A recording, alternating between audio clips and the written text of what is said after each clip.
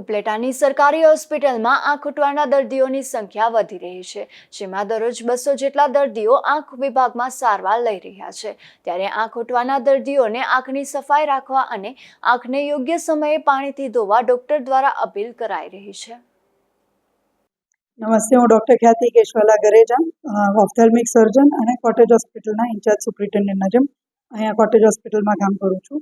આજે આપણે ઓપીડી લગભગ 200 પેશન્ટની છે અત્યારે અહીંયા, અને ગયા મહિનામાં આપણે લગભગ દર અઠવાડિયે 3 ઓપીડી થાય છે। એ પ્રમાણે અમારે દર અઠવાડિયાના 300-400 પેશન્ટ એવું અંદાજે હોય છે, અને ઓપરેશન અમે અત્યારે વધારે કરીએ છીએ।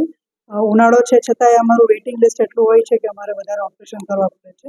અત્યારે આપણે જોઈએ તો આંખ ઉઠવાના કેસીસ શરૂઆત થયા છે, એટલે એના માટે જાગૃતતા એકવાર આપવી જરૂરી છે કે આપણે કોઈ પેશન્ટને આંખ લાલ હોય કાં તો ખટકતી હોય, પાણી નીકળતું હોય, તો એ પેશન્ટ જ્યાં જ્યાં અડતું હોય ત્યાં આપણે ના અડીએ।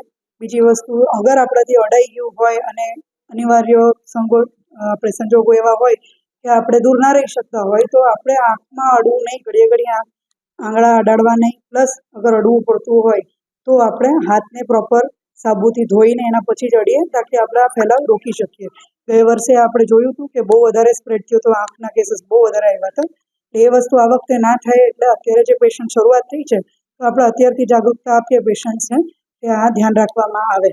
અત્યારે આપણા સમગ્ર જિલ્લામાં રાજકોટમાં આંખના સર્જન બહુ ઓછા છે ગવર્મેન્ટ હોસ્પિટલ્સમાં, જેના કારણે અમારે ઘસારો પેશન્ટનો બહુ વધુ રહે છે।